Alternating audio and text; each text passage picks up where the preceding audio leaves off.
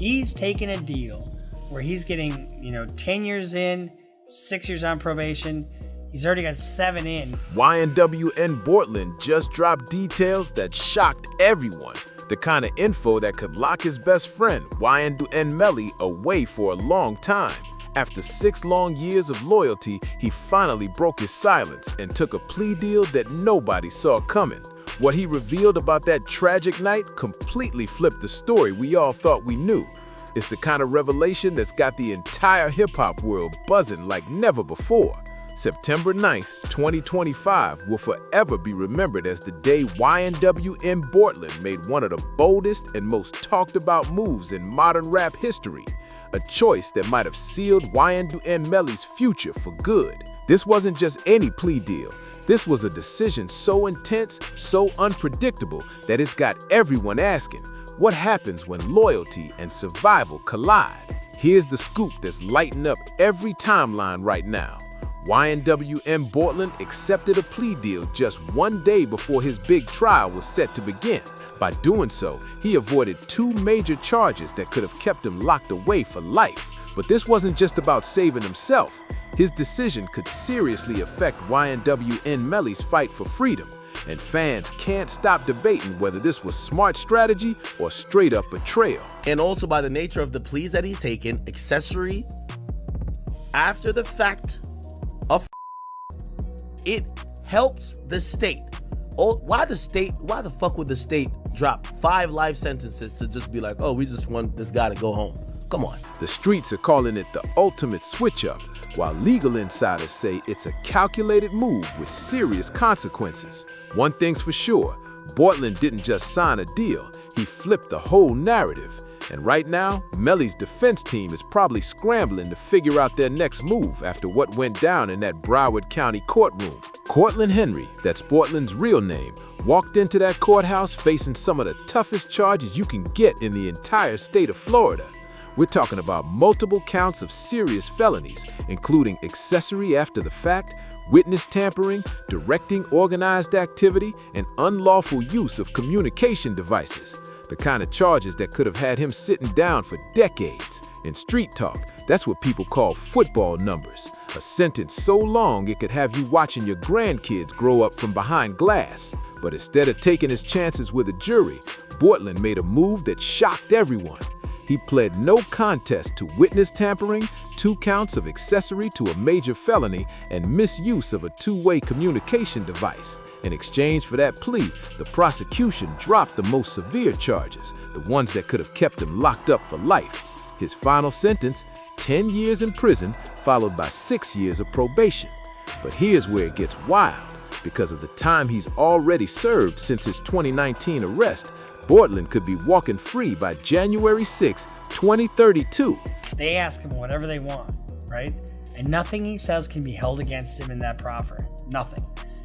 And this is what they call a snitch session. He's taking a deal where he's getting, 10 years in, 6 years on probation. He's already got 7 in. That's less than 7 years away. That's a huge difference from spending forever behind bars to actually having a chance to rebuild his life. In simple street math, that's the line between living again or fading out completely. But here's the part that's got everyone talking. As part of his deal, Bortlen is now required to give what's called a proffer. Basically, he has to sit down with prosecutors and tell them everything he knows about what really went down.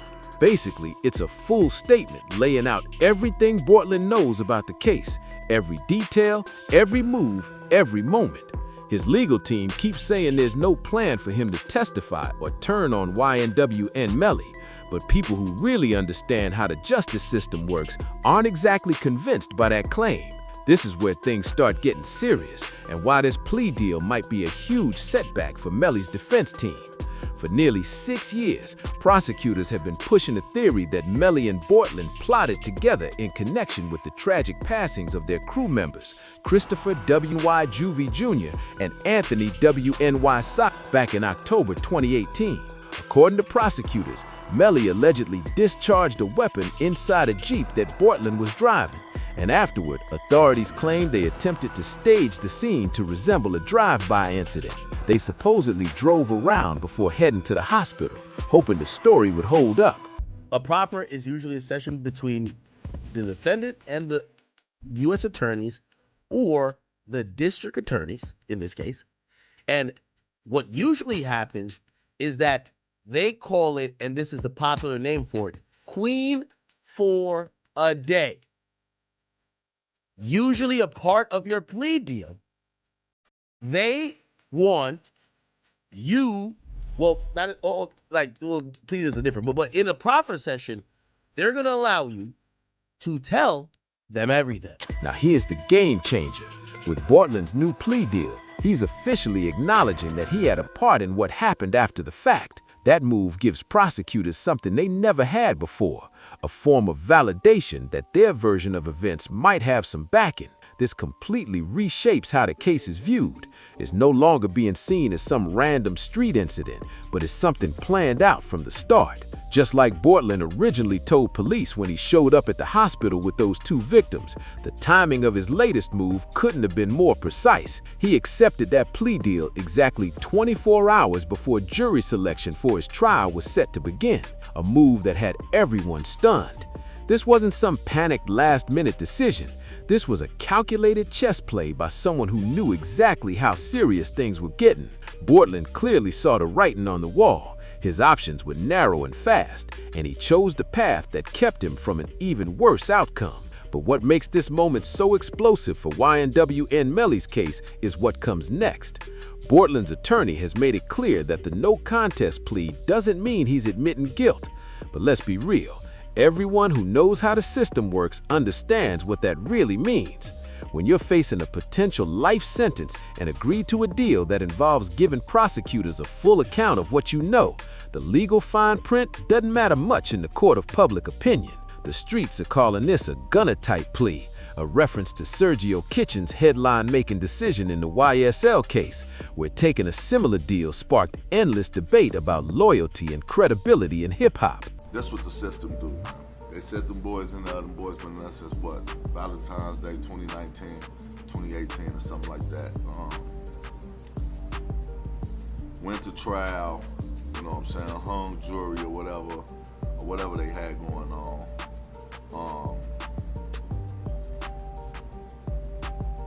Really, in reality, hung jury or whatever, they couldn't come up with a decision.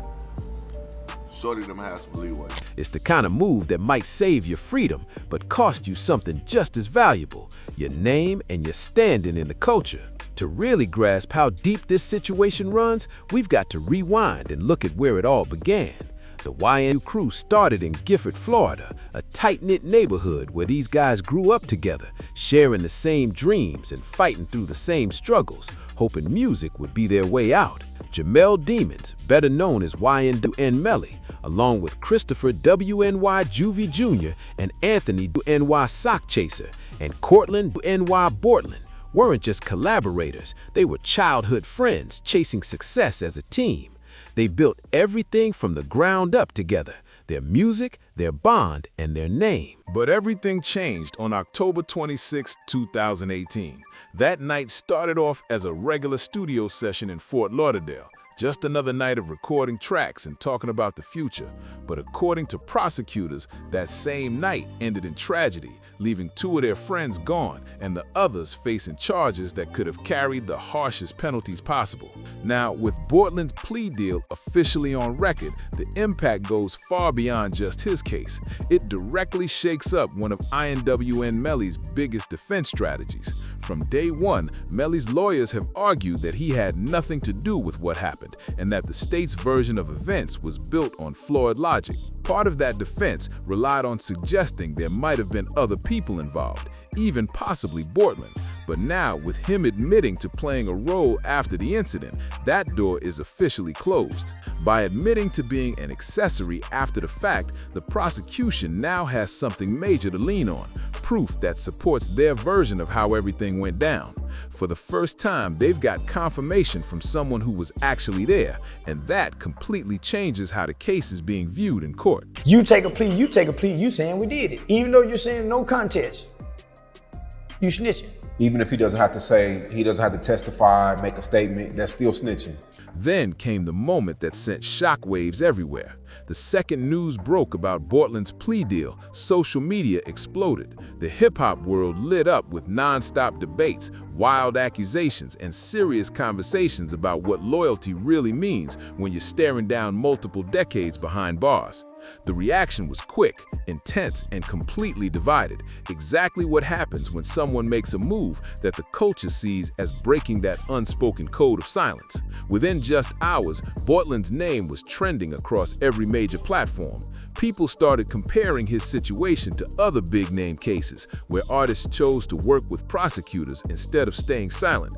The phrase "gunna-type plea" started flooding timelines, linking Bortlen's move to Sergio Kitchen's headline-making decision in the YSL case, a move that split fans down the middle and had everyone questioning what keeping it real even means in 2025. But beyond all the social media noise, the reactions that hit hardest came from the families who've been waiting more than 6 years for closure. Anthony Morton, who represents the Thomas family, spoke out and said the family actually supported the deal, explaining, "At the end of the day, Mr. Henry knows what happened. He was in the car, but according to reports, he wasn't the one who pulled the trigger." For the families involved, any step toward truth or accountability is seen as progress in a case that's dragged on far too long. They just want answers, and this new development feels like movement after years of waiting. But in the streets and across hip-hop culture, the reaction couldn't be more different. In that world, being labeled a snitch isn't just about losing respect. State, is that the complete term? He's also going to be giving a proffer, Your Honor, Proffer. at a later time. Is that part of the negotiated resolution? It is. Part of the negotiated resolution, you gotta give a proffer. It's like career suicide. It can end partnerships, ruin reputations, and even put your safety on the line. That label sticks forever, and once it's on you, it affects everything, from who will work with you to how people treat you in your own neighborhood. The drama hit a new level when people started analyzing the details of Bortlen's plea deal. The part that had everyone talking wasn't just that he accepted a deal, it was what came with it. The proffer requirement instantly grabbed attention. In simple terms, a proffer means sitting down with prosecutors and laying everything out, telling them exactly what you know about what happened. It's like a no-holds-barred session where you're expected to spill every detail. And in the street world, that move carries heavy consequences. The mental side of this can't be ignored either. The justice system is built to apply extreme pressure, forcing people to face impossible choices between staying loyal to their crew or protecting themselves and their families. Bortlen had been behind bars since 2019. That's over 6 long years of his life spent locked up, missing birthdays, family moments, and everything that makes life feel normal. 6 years of watching the world move on without him. But while some people tried to understand the pressure he was under, the streets weren't trying to hear any of that. The only question that mattered was simple: is Bortlen a snitch or just a man trying to survive an impossible situation? The comparisons started flying instantly, and they haven't stopped since. People brought up Tekashi's 6ix9ine situation when he fully cooperated with federal prosecutors and testified against his former crew, leading to multiple convictions. Others mentioned Gunna's YSL plea deal, which sparked massive debate because even though he never testified, many still saw it as cooperation. Some fans even looked back at older cases where rappers chose to share information instead of facing decades in prison, turning Bortlen's decision into part of a larger conversation about what's been happening in hip-hop for years. What made Bortlen's case even more complicated was how his team tried to take control of the story.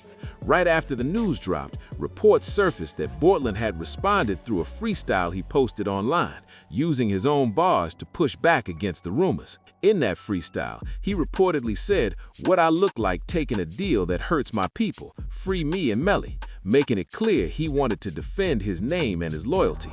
But despite the bars, the streets had already made their minds. Once that public label sticks, it's nearly impossible to shake off. And now everyone's watching to see if Bortlen can ever reclaim his reputation after all this drama. In hip-hop, perception can become reality faster than the actual facts ever surface. And in this case, the perception hit hard. People believed Bortlen had chosen self-preservation over loyalty to his day-one brother. That belief spread fast and started shaping the entire conversation around his name. But this situation goes way deeper than just one case. What's playing out here represents a growing pattern in hip-hop, especially among young black artists coming from tough neighborhoods.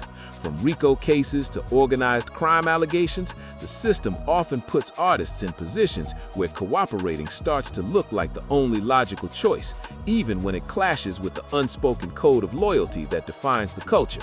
Then the story took an even sharper turn when speculation started about what might actually be inside Bortlen's proffer.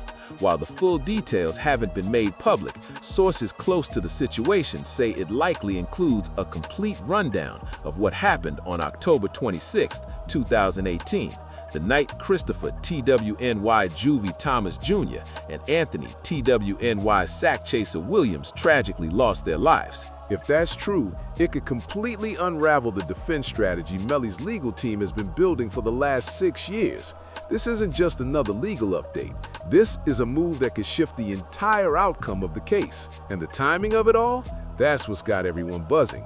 The fact that this development hit right as Melly's own trial continues to unfold makes everything feel even more intense, like the next move could change everything for both of them. Melly's retrial has been delayed again and again, and is now officially set for January 2027. That's a long wait, giving prosecutors plenty of time to study and use whatever came out of Bortlen's proffer to strengthen their case. Every extra month gives them more room to rebuild their entire strategy, and that's exactly what's keeping Melly's team on edge. But what really makes this situation so complicated is the personal side of it all.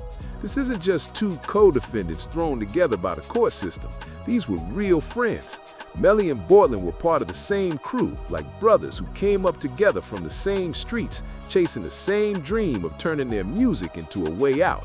The YNW name wasn't just a music label, it was a family, a bond built in Gifford, Florida, where opportunities are hard to come by, and music was one of the few ways to escape the cycle of struggle. They shared everything: the grind, the success, the setbacks, and the dream of taking their sound worldwide. But now, that brotherhood seems permanently broken.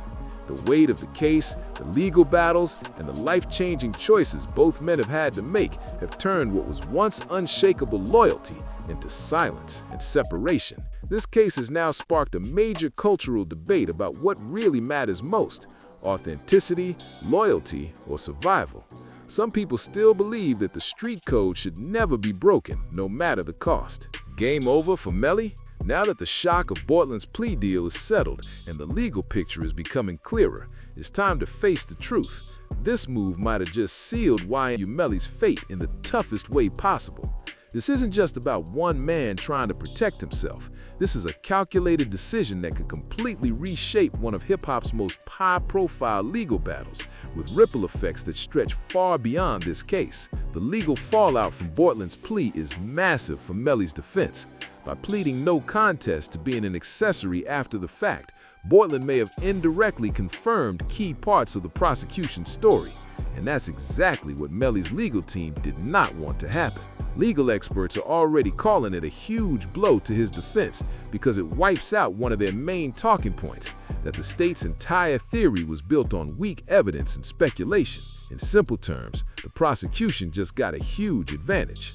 With Bortlen's plea on the record, they now have something that strengthens their argument tenfold, and they're not going to waste a single opportunity to use it. From day one, Melly's lawyers have maintained that he had nothing to do with what happened to Christopher YNW Juvie Thomas Jr. and Anthony YNW Sack Chaser. They've said over and over that the state's story, that it was a planned act disguised as a drive-by, was built on assumptions, not facts. But now, with Bortlen's deal officially in play, that argument looks weaker than ever. It doesn't just add pressure, it completely changes the direction of the case. Part of Melly's defense plan reportedly involves suggesting that there could have been other suspects involved, and at one point, that might have even included Bortlen himself. But now, that option is completely gone. With Bortlen accepting a plea deal and admitting to playing a role after the incident, that entire part of Melly's defense has basically crumbled. The prosecution can now point straight to Bortlen's plea as validation that their story holds weight, that what happened wasn't just some random act of violence, but something planned out and followed by a cover-up.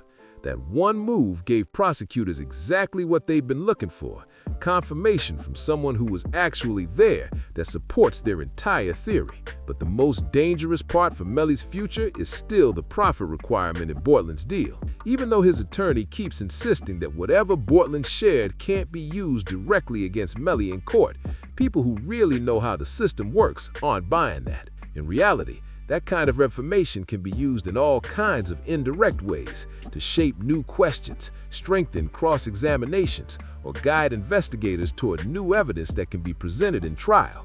So while it may not appear as official testimony, the effects of that profit could still hit Melly's defense hard. For example, whatever details Bortlen shares during his profit can quietly help prosecutors build a stronger case. It can guide their investigation, lead them to new witnesses, uncover extra pieces of evidence, or even help them come up with sharper questions for people who already testified. And if Melly decides to take the stand, those same details could be used to challenge or contradict parts of his story. But beyond the legal side, the emotional impact of this situation is just as intense. Imagine knowing that your former best friend, someone who came up with you, someone who shared your dream, has now sat down with the same prosecutors who are fighting to take away your freedom. That's not something you can easily process or forget. Reports say that after Bortlen accepted his plea, Melly asked for new lawyers, a clear sign that this major development has shaken his trust in his defense team and might have forced him to rethink his entire strategy. And then there's the transformation that everyone noticed. When Bortlen was moved to the South Florida Reception Center to start serving his sentence, his signature dreadlocks were gone, his head completely shaved. While that's standard procedure in many correctional facilities, the symbolism hit hard.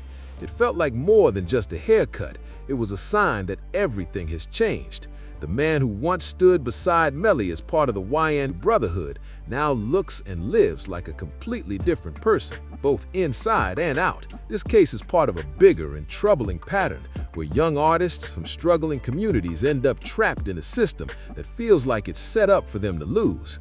Whether it's through long sentences, risky plea deals, or getting caught in endless legal cycles, the odds often seem stacked against them from the start. It's also bringing fresh attention to one of the most controversial issues in hip-hop right now, the use of rap lyrics as evidence in court. Prosecutors in Melly's case have reportedly tried to introduce lyrics from more than 55 of his songs, along with album covers and even music videos, as supposed proof of intent, motive, or gang involvement. The wild part is that his breakout hit, Murder on My Mind, was recorded and released long before the tragic incident ever happened, yet it's been repeatedly used as if it were a confession instead of a creative story told through art. Critics, from legal experts to civil rights groups, have been calling out this practice for years. They argue that using lyrics against artists unfairly biases juries, criminalizes creativity, and targets black musicians more than anyone else. What's meant to be art gets twisted into evidence, and that's something a lot of people are saying needs to stop. Now, with Bortlen's plea deal possibly backing up parts of the state's theory, it gives prosecutors even more reason to lean on those lyrics in court, and that's raising serious questions about where the line between art and evidence should really be drawn. Some parts of the prosecution's theory make it even more likely that Melly's lyrics could end up being used as evidence in his upcoming retrial, a move that has artists, fans, and free speech advocates all sounding alarms. But beyond the courtroom drama, the financial and emotional cost of this case is staggering.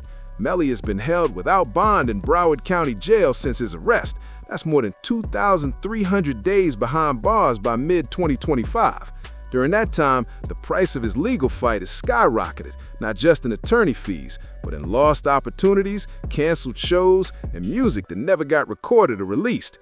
Those losses easily add up to millions, turning what could have been the peak of his career into a financial nightmare. At the same time, the families of the two young men who lost their lives have never stopped seeking justice and closure. After more than 6 years, they're still waiting for answers. Christopher Thomas, the father of Christopher YNW Juvie Jr., spoke publicly, saying he believes money problems played a big part in what happened. According to his account, the crew was working on a major deal to sell the NYNW brand, with Sackchaser set to receive around $200,000 and Juvie around $100,000. But tension reportedly built between Melly and Sackchaser over how the money would be divided and who would have control, arguments that in his view may have escalated in the worst way possible. And then there's the emotional cost, something money can't fix. Melly has spent more than 6 years locked up without a conviction, watching some of the best years of his life pass by. His mom has openly criticized his former legal team for poor communication and weak defense work, saying the constant trial delays and shift in legal strategies have only made things harder for him and their family. This case has turned into a never-ending cycle where closure always feels just out of reach. For Bortlen, taking that plea deal was a calculated gamble, a move where he traded his reputation and long-term career for a shorter sentence and a shot at freedom sooner than later. But that decision came with an enormous price tag, one that can't be measured in years alone. He's now carrying a label that sticks. Many in the hip-hop community see him as someone who broke the code. His music career on pause for years to come, and his once unbreakable friendship with Melly, the bond that built the YNW name from the ground up, is now shattered, likely for good. This situation exposes deep flaws in how the justice system handles high-profile cases involving young black men from underprivileged backgrounds. The long delays, the use of rap lyrics as supposed evidence, the constant pressure to cooperate, all of it feeds into what critics describe as a setup that works against defendants like Melly and Bortlen from the very beginning. Now, with Melly's retrial locked in for January 2027, one thing's crystal clear. Bortlen's plea deal changed everything. It completely reshaped the battlefield in ways that might be impossible for Melly's team to fully recover from. The prosecution now has something they've wanted for years: validation of their main theory, potential insider info about what went down that night, and a compelling story of cooperation that can be used to sway witnesses or jurors. Melly's defense team now faces the toughest challenge yet. They've got to come up with brand new strategies to fight back against the prosecution that's suddenly stronger than ever, all while dealing with the emotional hit of knowing that his former brother-in-arms has already shared detailed information with the same people trying to take him down. That kind of pressure is next level, both legally and mentally. Meanwhile, the entire hip-hop community is still torn over what this case really means for the culture. Is Bortlen truly someone who broke the code, or is he a man who did what he had to do in a system that's designed to push co-defendants against each other until one finally cracks? And what about Melly? Is he an artist who got pulled into a storm he couldn't control, or is he someone who's now facing the full weight of his own choices? The truth probably isn't simple, and the lines between loyalty, survival, and accountability have never been more blurred. What's undeniable, though, is that Bortlen's plea deal flipped this entire story upside down. It's changed the direction of the case, the tone of the conversations in hip-hop, and even how people see loyalty inside the industry.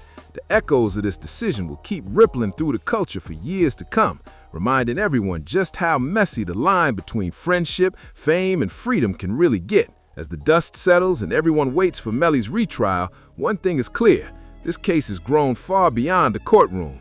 It's no longer just about who's right or wrong. It's become a reflection of how fame, loyalty, and the justice system collide in today's world.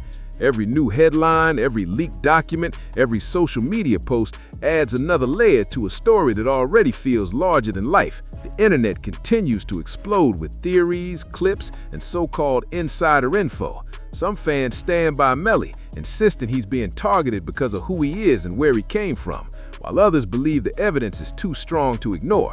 Meanwhile, industry voices are speaking up, some calling for patience and truth, others saying this entire situation shows how the system loves to turn young, successful black men into examples. But behind all the noise, there's still real pain. Two families who lost their sons, a mother fighting for her child's freedom, and a friendship that turned into a headline. This isn't just another rap case, it's a human story filled with ambition, betrayal, and survival. As 2027 gets closer, all eyes are locked on Broward County. Will Melly beat the odds and walk free, or will this retrial mark the end of a chapter that started with brotherhood and ended with heartbreak? One thing's for sure, no matter how this plays out, the YNW saga will go down as one of the most dramatic and talked about stories hip-hop has ever seen.